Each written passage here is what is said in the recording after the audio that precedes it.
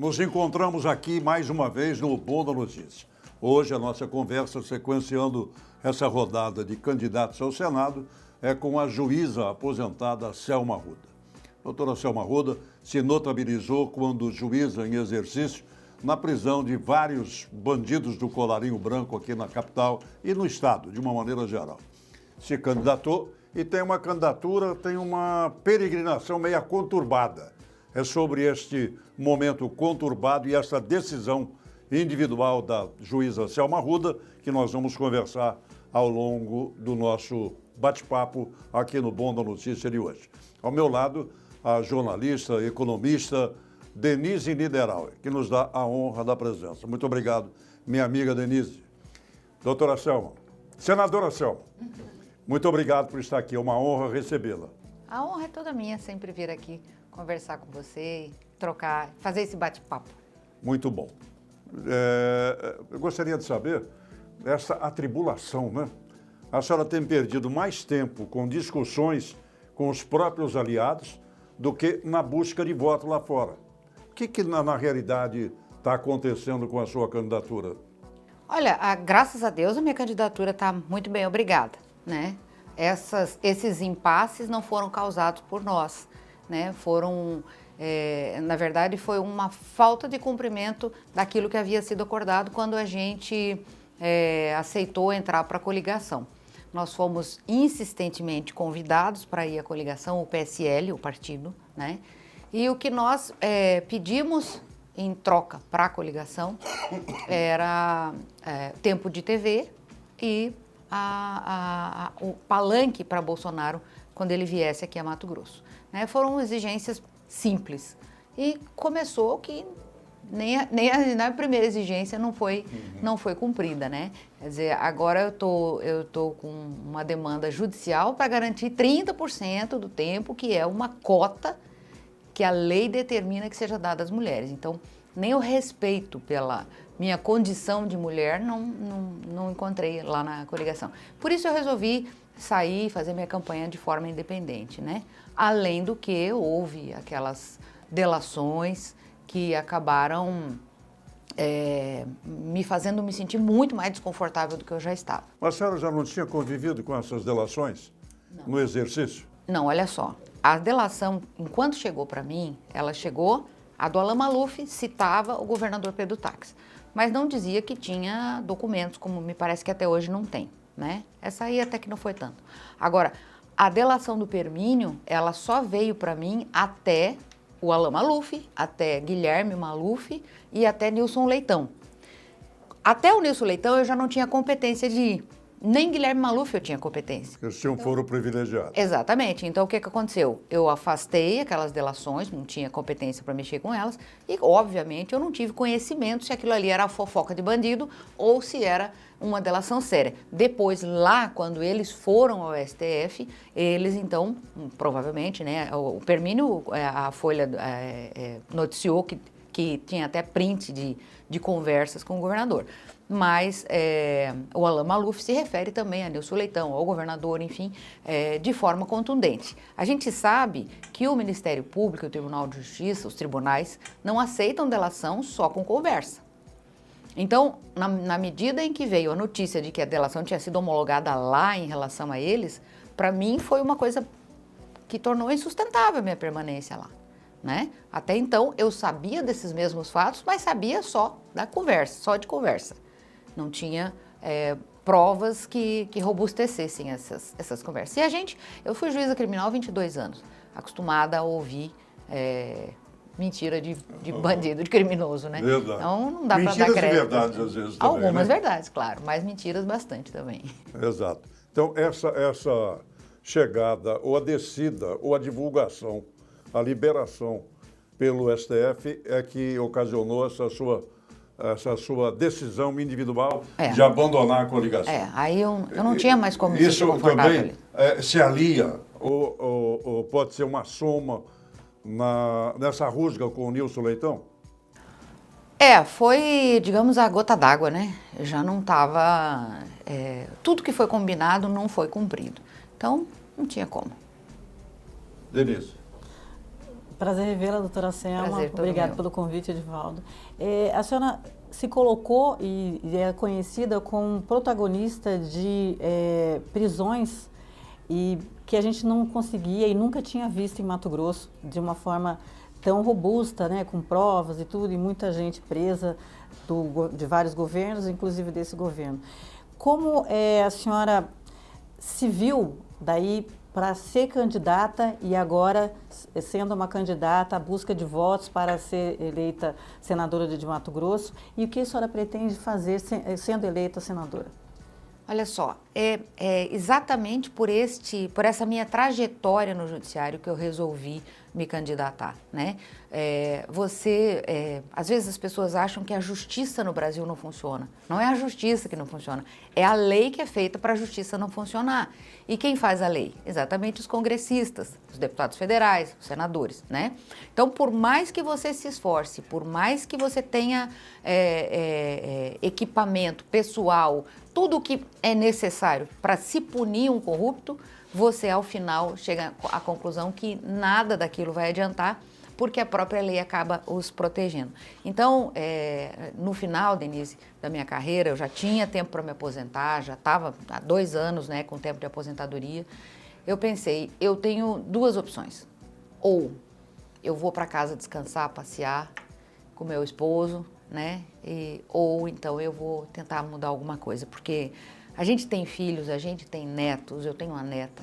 A gente tem medo do que vai acontecer com essas crianças, se o Brasil continuar dessa forma, com esse tipo de política feita dessa forma, né? A gente vê a Venezuela aí do lado, né? Um país tão próximo, com uma fonte de renda tão grande que é o petróleo, e está da forma como está, exatamente porque as coisas foram foi sendo feita uma falsa democracia, é uma ditadura, todo mundo que olha de fora sabe, né? No Brasil é a mesma coisa, entendeu? No Brasil esse excesso de politicamente corretos, esse desdém pelo que é certo, pelos nossos valores morais, pelos nossos valores éticos. Isso é uma espécie de ditadura que conseguiu deixar as pessoas completamente hipnotizadas. As pessoas não têm mais vontade própria, elas não têm senso cívico. A frase que você mais ouve das pessoas é: eu detesto política, Brasil não é um país sério. Como assim, gente? Se a gente não tiver amor pelo país que a gente está vivendo e não tiver vontade de mudar, o que será de nós então, né? E como a gente sempre sabe, né?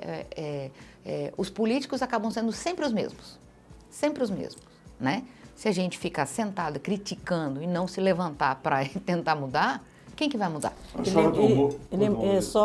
Lembrando que muitos que foram presos estão soltos ou com algum tipo de restrição e tal. Isso lhe provoca também essa mudança das leis, né? Desses números, né? Porque tantos anos pode ficar preso, pode ficar solto, a demora para ter uma decisão, né? De Supremo, enfim. Acordo de colaboração premiada é desproporcional, sabe? São coisas... A gente precisa mexer na lei. A lei é boa, não é ruim.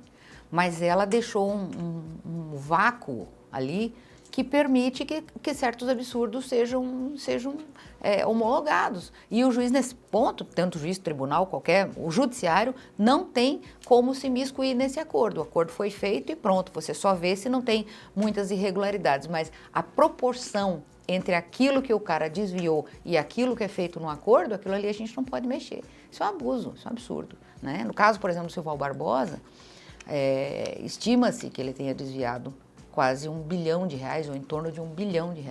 E ele fez um acordo de colaboração premiado para devolver 63 milhões. Como assim?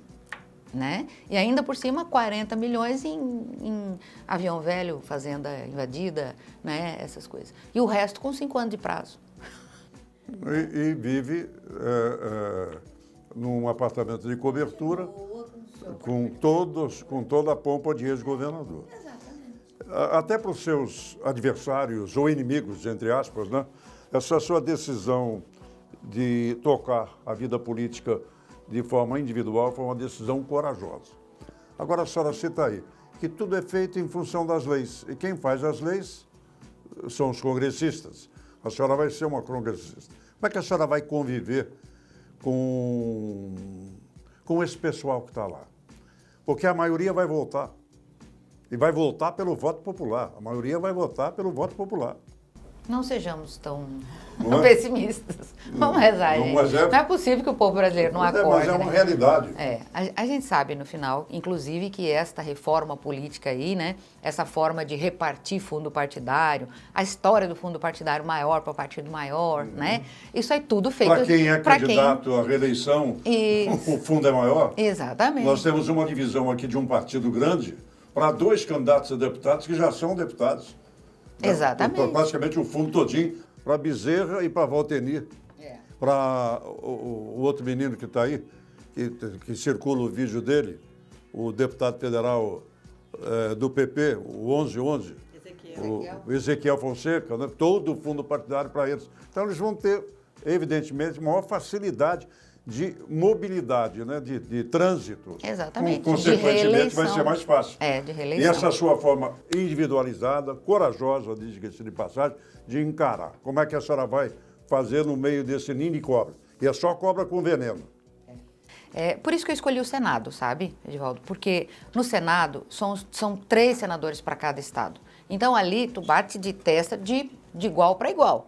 Se eu tivesse escolhido a Câmara Federal, nós teríamos 8 deputados federais, vários deles reeleitos, né? Contra, são 513 o total. Contra quantos, né?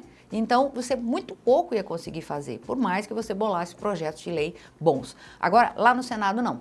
3 por estado. Então, os 3 aqui de Mato Grosso vão ter a mesma voz, a mesma força dos 3 de São Paulo, dos 3 do Rio de Janeiro. Então, a gente consegue falar mais de igual para igual. Por isso é que eu tive essa opção, sabe? Porque eu sei que lá na Câmara vai ser difícil. Mas eu acredito que este movimento pró-Bolsonaro, que essa campanha, né, do Bolsonaro vai arrastar muita gente que é simpatizante e vai acabar elegendo muita gente lá na Câmara também. Lembrando que ele sofreu agora um atentado, uma facada, é uma situação grave, ainda vai ser operado. Muitas pessoas querem respostas imediatas. A gente teve um atentado e teve um feriado. E as pessoas no final de semana e durante a semana colocam que foi teoria da conspiração, se não levou ou não levou a uma facada. Essa violência, ela é muito...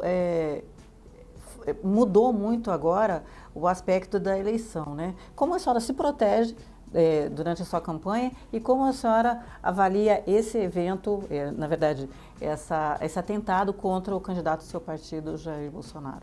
Olha, o que fizeram com Jair Bolsonaro foi um ato de terrorismo imperdoável.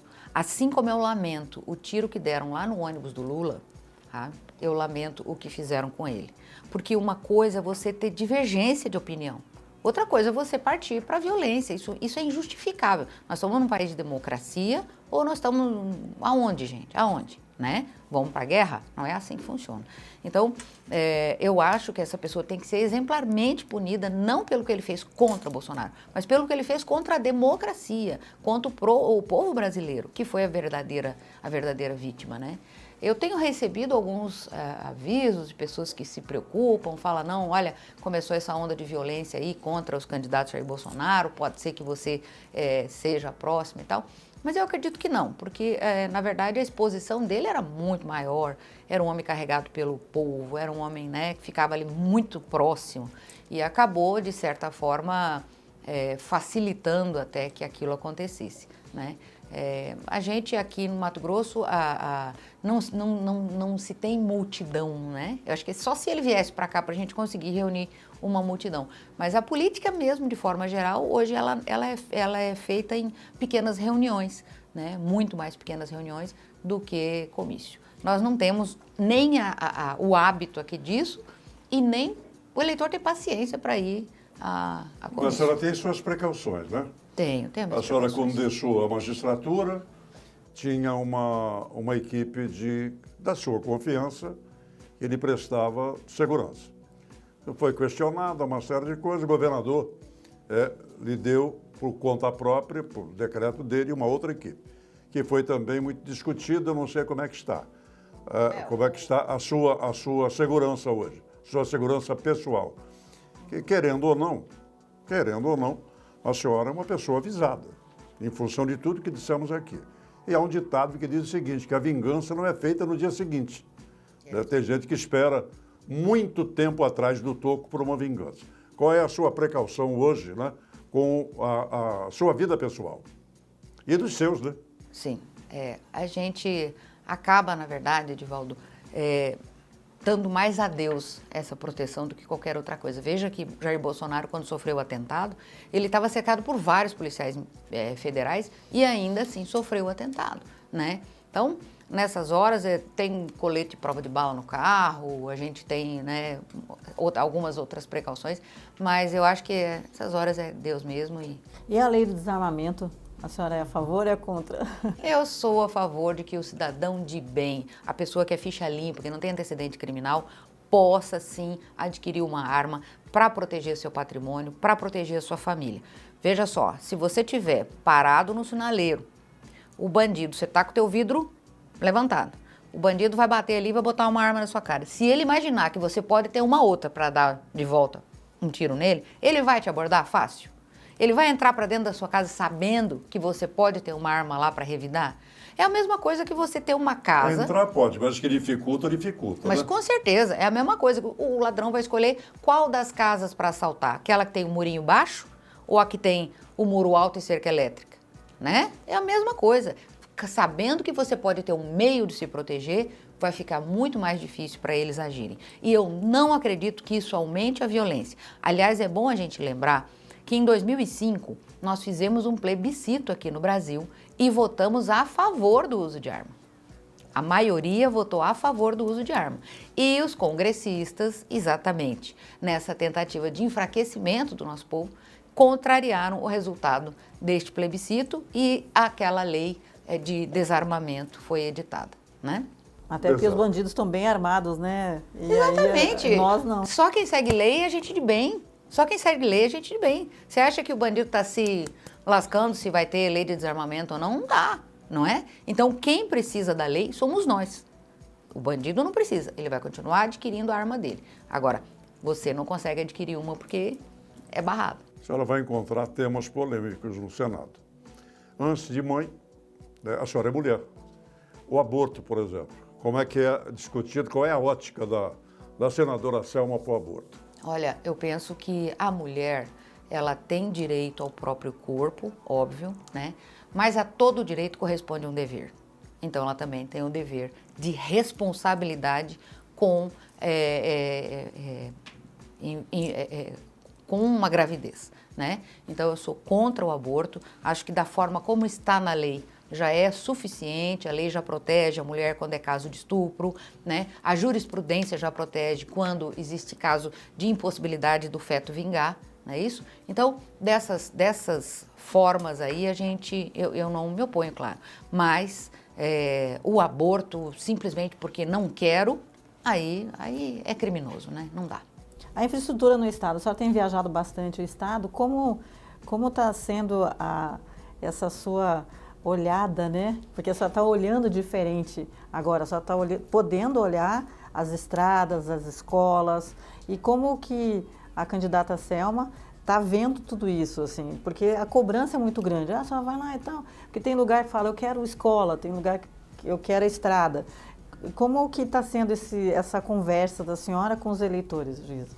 A maior queixa que a gente encontra no interior é a precariedade das estradas, né? Inclusive a falta de duplicação dessa BR que vai para o Nortão, né? Isso seria um problema para se solucionar a nível federal. Mas a nível estadual, as estradas estaduais estão péssimas. Tem estradas intransitáveis. Eu fui, acho que sábado passado, sexta-feira passada, para a comunidade Palmeiras ali, a Agrovila. A estrada um trecho da estrada lá faz 4 anos que não passa sequer uma máquina para patrolar. Então é um descaso, uma coisa que na beira da capital, pertinho da capital, as pessoas precisam escoar a produção. A gente é um país essencialmente agrícola. Se você não tem como escoar a produção, para que produzir? Né? É um desserviço que o Estado faz. Compensação, se cobra FETAB 1, FETAB 2, FETAB sei lá das quantas, e aí o dinheiro sabe-se Deus para onde vai, né? Eu sou contra, aliás, esse tipo de cobrança. Eu acho que os impostos no Brasil, eles vêm para você como uma espécie de estelionato, sabe? Você já tem que pagar o teu licenciamento do teu veículo, o teu IPVA para ter estrada, né? Beleza. Agora você vai pagar um FETAB 2, FETAB 1 lá para ter estrada, tá? E depois você vai para a estrada e ainda vai pagar pedágio, tá bom para você? Né? Você se sente meio vítima de estelionato.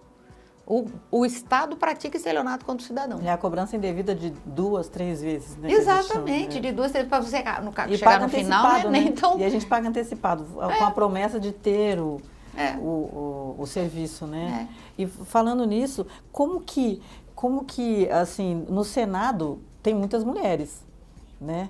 Vai ter a bancada das mulheres lá também? Já conhece alguma? Tem conversado? Eu sei que a senhora conhece bem a Maria Amélia. a Ana Amélia. Desculpa, a Ana Amélia, que agora é candidata, né, do PSDB, A Ana Amélia está dando adeus ao Senado. né? É uma pena, viu? Uma perda. Uma pena. O Brasil perde uma grande senadora. Grande senadora. E nós temos uma grandes nomes lá. Como é que a senhora vai já pensa em conhecer essas mulheres, vocês se unirem? Porque a bancada do Senado das mulheres é muito forte. A gente quer fortalecer esses projetos voltados para as mulheres. A gente vê mesmo que existem grandes diferenças aí que precisam ser ajustadas no Brasil com relação a esta questão de gênero, né? Embora eu seja um pouco contra algumas políticas públicas aí de cotas ou enfim, dessas diferenciações. Eu acho que ao longo do tempo, esses governos de esquerda conseguiram colocar na nossa cabeça que rico tem que ser contra pobre, preto tem que ser contra branco, homossexual contra heterossexual. Foi feita uma segmentação da sociedade, exatamente porque hoje a gente tem uma sociedade desarmada, né, segmentada, absolutamente frágil, absolutamente frágil. A gente não consegue se unir, né? Você consegue unir 1 milhão de pessoas numa parada gay, mas você não consegue unir esses mesmos gays com héteros, com pretos, com brancos, com ricos e pobres, patrões e empregados, para uma causa muito maior que é a causa brasileira, que é a nossa causa, né, da limpeza política. Então, infelizmente, a gente foi segmentado e isso nos enfraqueceu muito. Vamos trazer a nossa conversa para o nosso terreiro mais uma vez. A senhora guarda alguma mágoa? Por exemplo, Pedro, Nilson, PSDB, os partidos coligados. Qual é o retrato, né, que a ex-juíza, a juíza aposentada Selma, faz? A senhora considera como traição o não cumprimento do acordo? A senhora busca 32 segundos agora de TV, já determinado pela Justiça, mas não vi a senhora na televisão ainda. Né? Qual é? É mágoa? É rancor? Eu acho que foi um ato de extrema covardia. Um ato de covardia. Porque a gente... o meu pai dizia que tudo que é bem combinado não sai caro, né? E a gente, você, eu, somos gaúchas, a gente é do tempo que o fio do bigode valia alguma coisa, né? Eu não sabia que na política não era assim que funcionava, né? Então, realmente, eu fiquei... eu não vou te dizer que a gente fica decepcionado, porque quando você fica decepcionado é porque você já esperava muito de alguém, né? Eu já não esperava grande coisa, mas pelo menos o que foi combinado, eu esperava que fosse cumprido. Então, assim, pessoalmente não me atinge, pessoalmente não, mas politicamente sim, né? Eu não posso me dizer magoada, porque isso para mim, entendeu? Ato de mau caratismo para mim não me magoa, não me atinge. Mas politicamente, sim, é um prejuízo, né? A falta do tempo. Mas esse mau caratismo que a senhora diz reflete na sua candidatura. Exato, por isso que eu falo para você. Reflete nessa sua peregrinação. Por isso reflete na sua político, chegada, né, de identificação ao eleitor. Com certeza. É isso que eu gostaria de saber, como é que a senhora se sente. Eu me sinto prejudicada politicamente. Vítima de uma situação covarde. E a quem a senhora debita essa sua mágoa? Olha, a coligação como um todo tomou essa decisão. Mas a coligação, ela o principal partido da coligação é o PSDB, né? O principal partido da coligação é o PSDB, e a gente sabe que a força política dentro do PSDB é do candidato Nilson Leitão, né? Então, não tem como a gente não atribuir essa discórdia toda aí a ele, né? Nós tivéssemos feito como combinamos, nada disso tinha acontecido. Eu queria que a senhora falasse dos seus suplentes, a senhora apresentasse cada um dos suplentes. Vamos falar um pouco deles. O meu primeiro suplente é Gilberto Possamay. Ele foi vereador em Sorriso, uma pessoa extremamente simples, uma pessoa, é um grande agricultor, né, e lá em Sorriso, e é uma pessoa de um coração imenso. Ele tem muita vontade de fazer alguma coisa pelo Brasil. E isso eu tenho certeza que se eu precisar me ausentar por algum período do Senado, ele vai conseguir fazer. A minha segunda suplente é minha assessora, Cléry Fabiana. Ela foi funcionária pública desde sempre, né? Ela tem este olhar para o funcionalismo público. Eu também fui funcionária pública, mas uma carreira de Estado, como é a magistratura, é diferente, né? Então ela traz, ela agrega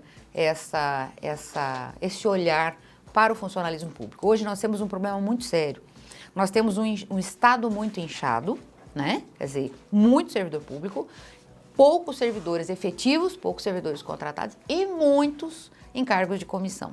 E são esses encargos em comissão que acabam não só dando desvalorização para aquele servidor público que é de carreira, que entende, que tem conhecimento técnico, né? Mas geralmente esses cargos de comissão, não digo os mais baixos, mas os cargos em comissão de primeiro, segundo escalão, até terceiro, eles são cargos colocados ali politicamente. Então você junta muitas vezes a ineficiência, né? Colocar você porque você é meu amigo, eu não quero saber se você entende daquilo, se você vai fazer um bom trabalho, vou colocar porque você é meu amigo. Então, isso gera ineficiência e muitas vezes a corrupção, né?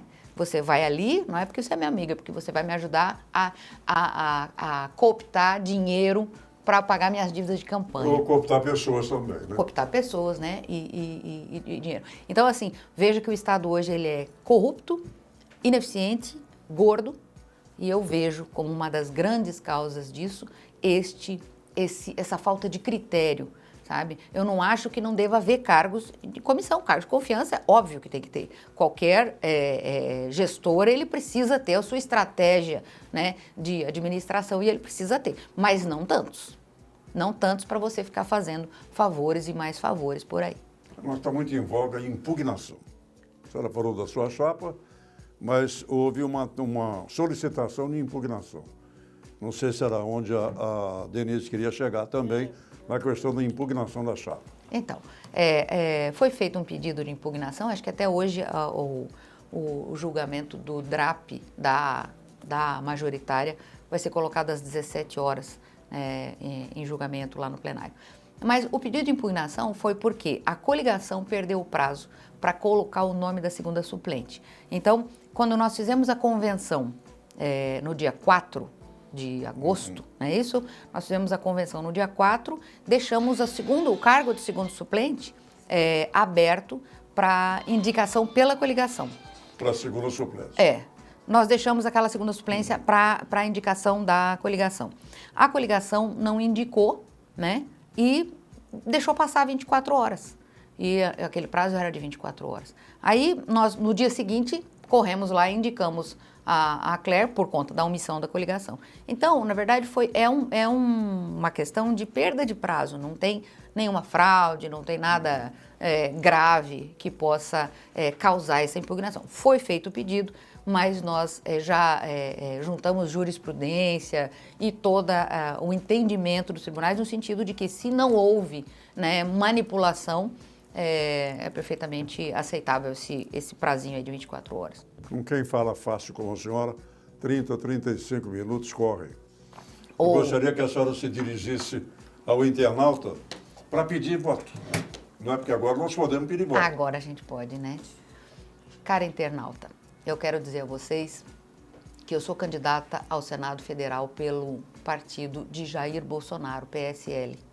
Eu peço o seu voto, a sua confiança e o seu apoio para Jair Bolsonaro, que hoje não pode mais ir às ruas por conta do atentado que sofreu na última semana, mas deixa para nós, para o nosso sentimento cívico patriota, a missão de fazer a campanha por ele. Eu estou fazendo isso e já tem um monte de cidadãos mato-grossenses e cidadãos brasileiros se colocando à disposição como um exército de pessoas que estão ali tomando as dores do capitão, tomando o sofrimento dele para si e levando então o capitão nos ombros até 7 de outubro. Peço o seu voto para mim, que sou candidata ao Senado pelo partido do PSL, e digo a você o seguinte: Jair Bolsonaro, eleito sozinho, muito pouco ou nada vai conseguir fazer pelo Brasil.